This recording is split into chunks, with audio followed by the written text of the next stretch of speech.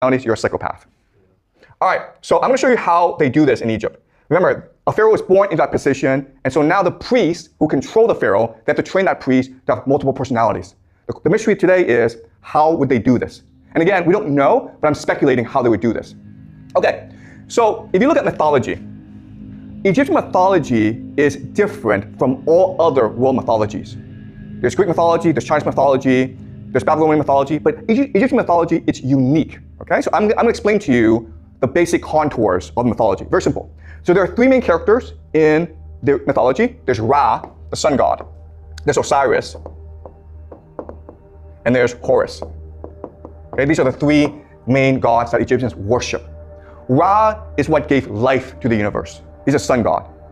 Osiris is the god of civilization. He built Egypt. Okay? And then Horus is the god of kingship of empire. He's the one who brings stability to the throne. Okay, so there are different stories associated with Ra, Osiris, and Horus. Ra, what he does is every night he goes into the underworld and he fights the serpent, Opithus. Every night, Opithus, the serpent, he's trying to swallow the sun to prevent the sun from rising. So Ra must kill him every night. And there are different ways that he kills Opithus. Sometimes he stabs Opithus with a knife. Sometimes he uses a lance. Sometimes he burns Opithus. Okay? Sometimes he strangles Opithus. But there are different ways that he kills Opithus. But rest assured, he kills Opithus every single night so that the sun can rise in the morning. If one day Ra doesn't defeat Opithus, well, you have a solar eclipse. Okay? The sun cannot rise. But rest assured, Ra will defeat him eventually. Okay? Eventually, Ra gives birth to Osiris. And Osiris is a great pharaoh. But his brother, Set, it's pronounced Seth, okay, but it's spelled Set. He is jealous. He wants the throne. So he tricks Osiris. One day he says to Osiris, look, I built a tomb, and this tomb is really comfortable. And so Osiris, oh, let me try. So Osiris jumps in the tomb, and he's like, whoa, it's really comfortable. And of course, Set then closes the tomb, and then throws the tomb away.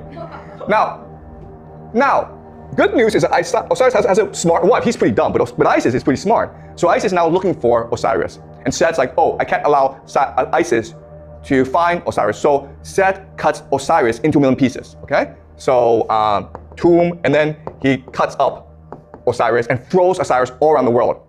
But Isis is committed. So Isis goes around the world and finds all the pieces and reassembles him, okay? But she knows that eventually Set will find them again. So she has sex with him really quickly, which gives birth to Horus. And Horus wants the throne back. So he goes to war with Set. And they have a series of challenges, okay? And some of these challenges include drowning.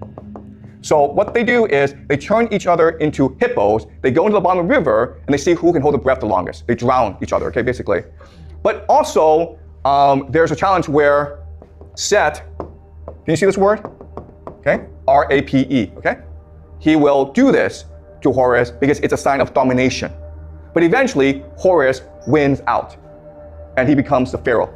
Okay? So this is the main structure of Egyptian mythology. And as you can see, it's really weird, okay? And it doesn't really make sense as a story. It's not a great story. But if you don't see it as a story, but as a script, it makes a lot more sense, right? It's not something to be believed. It's something to be acted out, okay? Why? Because in Egyptian religion, the pharaoh is a literal reincarnation of Ra, Osiris, and Horus. And when you act these things out, you become the god because you have their memories. Okay? So, how? Let me explain this, okay? I know you're a bit confused by this, but let me explain. So let's go back to Kant. What Kant tells us is that there's something called the noumena, which are the things in themselves. We can never know the things in themselves. We can never know true reality. We can only know the phenomena, which is the things we see. In other words, we cannot differentiate between what is true and what is false. So if you're able to control our experience, you're able to control our memories. Okay? So let me give you another example of this. Remember Monkey Island? On Monkey Island, we discussed this previously, 100 people are transported onto an island randomly, and they have to survive millions of flesh-eating monkeys. And this experience makes them strong, wise, and united. They're transported back to the real world, and together they conquer the world together. But now the challenge is, how do I ensure that my children and my grandchildren inherit my legacy? And the answer is through ritual. Okay? So what you do is you take your children, you put them on an island, and you tell them a story, and then you give them psychedelics.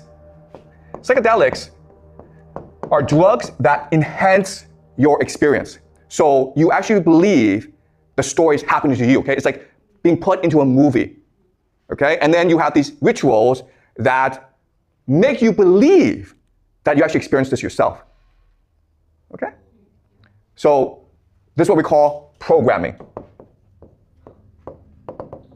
And this is the great secret of the human brain. Every human brain can be programmed in a certain way, okay? So let's go back to the story. What's going on here? This is a recipe for programming the pharaoh into separate identities. All three of these individuals, Ra, Osiris, Horus, represent different identities. Ra represents the virtuous hero, right? Osiris represents the passive victim. And Horus represents the vengeful child. Okay? Does that make sense? Okay? So, by doing these different rituals, I can get the pharaoh to believe he's a different person in a different circumstance. So, while the pharaoh is drugged up, the pharaoh is dressed up as Ra, and he will take an effigy or a real person, and he will stab, lance, burn, or strangle that person to feel as though you're a virtuous hero. And also what will happen is that the pharaoh will then be asked to be Osiris. And guess what? The person will be put in a tomb, cut up, and have sex with a prostitute, okay? Pretending to be a priest. And then Horus will be, of course, this, okay? So this is all to create trauma, which creates dissociation, which allows the priest to program the pharaoh, okay? Does that make sense? Okay. So how this works is, while this is happening, there's the pharaoh is under a lot of trauma, but there's always someone there to support the pharaoh, and that's Isis, right? So there's a priest in the Isis mask using the Isis voice to calm the pharaoh, even have sex with the pharaoh to make the pharaoh dependent on Isis. And now Isis becomes the controller, the person that the pharaoh will always trust. So if the priest ever want to tell pharaoh to do something, then late at night, while the pharaoh is sleeping or on drugs, Isis, wearing the mask, can come in and whisper to pharaoh what to do, okay? And in the system, there are different ways in which the priest can use to activate the different identities. But the main mechanism is smell, okay? Smell. And what this means is that while all this is happening, there are different scents for different identities, okay? So for example, with Ra, it might be incense, okay? But with Osiris, it might be, I don't know, roses, who knows, okay?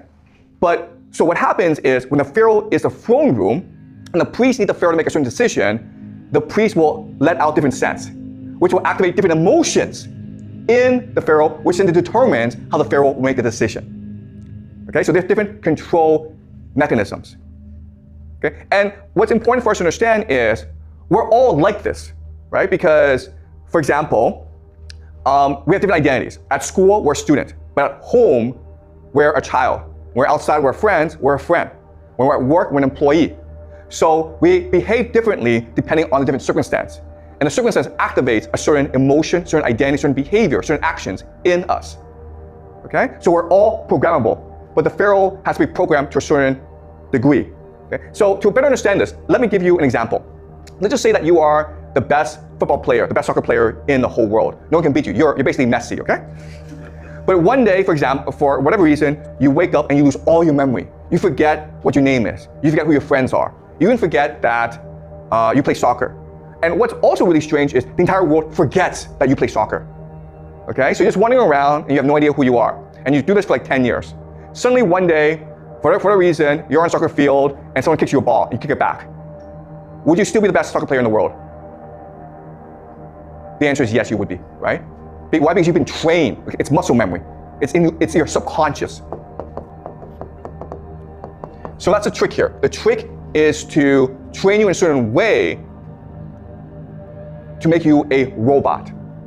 Okay? Is it possible for me to make someone into a killer? Yes, because what I do is I make that person take a lot of psychedelics and then train that person to shoot someone with a gun, okay? And then while he's shooting that person, I use the word abracadabra. So what happens is the person, if he's walking, has a gun, all they do is use the word abracadabra, takes the gun and shoots someone, okay? All right? So through programming, I can turn anyone into a robot, I can turn anyone into a sex robot, a killer robot, even a sex killer robot. Okay, I can do all this. And that's this great secret here. All right, so 5,000 years ago in Egypt, they were doing this. But again, okay, what's really important is, this is all speculation, and it's really important for you to doubt and question me. Because we don't actually know that this happened. All the records have been lost to us. And obviously, this will be the greatest state secret of Egypt. But from my perspective, it makes sense. Because the pharaoh needs to be like this in order to survive, right? Because the pharaoh has brothers who want his throne. If he's a nice guy, guess what? Dead, right? So that's true for everyone in power. If you're a nice person who feels sorry for poor people, you're dead, okay? So you have to have certain characteristics in order to be a great leader. And the main characteristic is dissociation. So the priests are actually protecting the pharaoh, okay? Does that make sense? All right, so I know this is hard, but I need you guys to remember the story of Egyptian mythology because we'll use it over and over. Also, these techniques that they use, tombs, cutting you up, sex, drowning, rape, are also techniques that we still use today. So what they did in Egypt 5,000 years ago, we still do today. There's absolutely no difference. And I will show you this as we move on.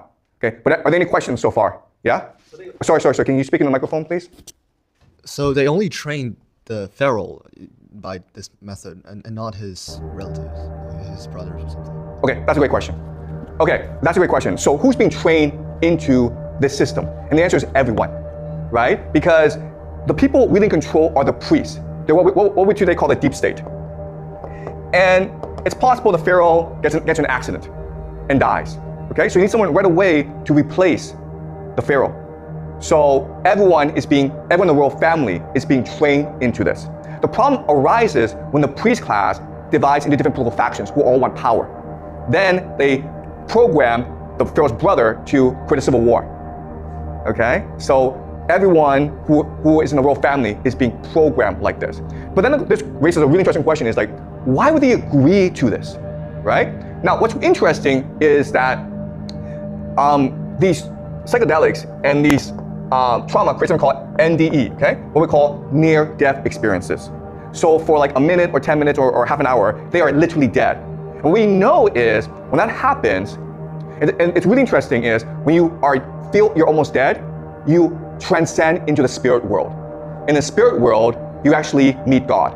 And we know this because tens of thousands of people have had an NDE, near-death experience. You know, they got in a car crash and they blacked out, or they were drowning and they almost died, or they had a heart attack and died. They all went to meet God. And they all said, up there in the spirit world, it's all peaceful, it's all love. You can feel God in you. But God told me I cannot die. I have to come back and tell people the true spirit world. So the royal family does this because it gives them wisdom and access to the spirit world so that they feel as though they're truly God. Okay, and that's why they agree to do this. Right? But then the question then is, how do the priests know how to do this? Because they experiment on themselves. Because they're priests and they want to access the spirit world themselves, and they recognize that near-death experiences and psychedelics are the best two ways to go into that world. So they drown themselves, they cut themselves up, they starve themselves. There are lots of ways to create near-death experiences, okay? But that's how they know the secrets. And what's amazing is we have not improved on the Egyptians today. Like all the modern technology, all the modern medicine, science, we're just doing what they're doing, okay? Okay, so does it make sense, guys? Okay, any more questions before I move on? Okay. There's no difference between heaven and hell. Sorry, excuse me?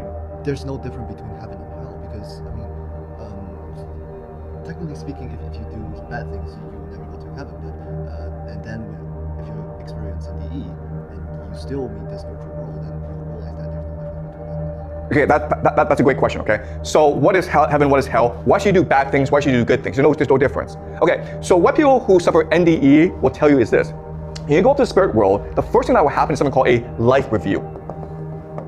What's a life review? A life review is just, you're able to see exactly what you did your entire life. So if you're a bad person, that's hell. Because you're able to now feel pain for the first time, right? Dissociation means you don't feel any pain, but guess what?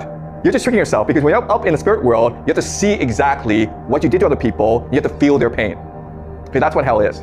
In heaven is, you can see the good that you did, okay? So what they say is that when you do evil, you create negative energy. And when you do good, you create positive energy. And you can't see that in this world, but up in the spirit world, you're able to see for yourself, finally, how much evil you did and how much good you did. Okay? And that's what heaven and hell is. Okay? And I mean, I don't want to go too much into this, but another theory is that when you die, the only thing that remains in you is love. Okay? So love is actually a physical force. And the more love you have, the higher you can ascend in the spirit world. And the less love you have, well, you're kind of stuck and you have to come back and do it again. Okay? So be a nice person. All right? Okay, great question. Okay, so are we clear about this? Okay, well, we'll discuss more about near-death experiences later on, in the spirit world later on. Okay, but I want you to understand that 5,000 years ago in Egypt, they discovered how to program the pharaoh into a robot that they could control. And we still use the same techniques today. Okay? Any questions before I move on?